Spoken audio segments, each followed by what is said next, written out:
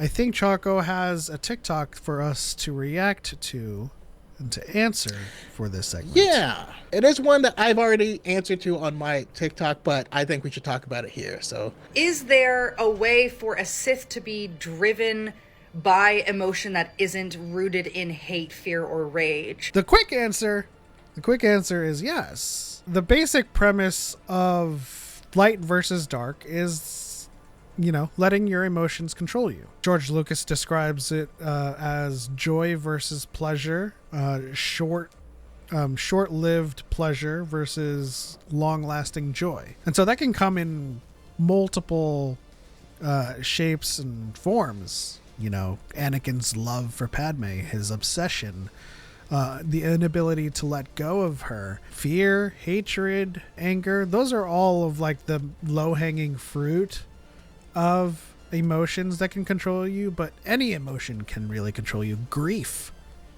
can control you. And this also goes hand in hand with the most famous explanation for anything that leads to the dark side in all of Star Wars. And when Yoda says hate leads to anger, fear leads to hate leads to anger leads to suffering. The main point is that, all of this stuff leads to the other. It can stem from love, grief, or joy. It just depends on, how far you let those emotions control you and how you submit to them, and therefore it leads to the other things. Good question.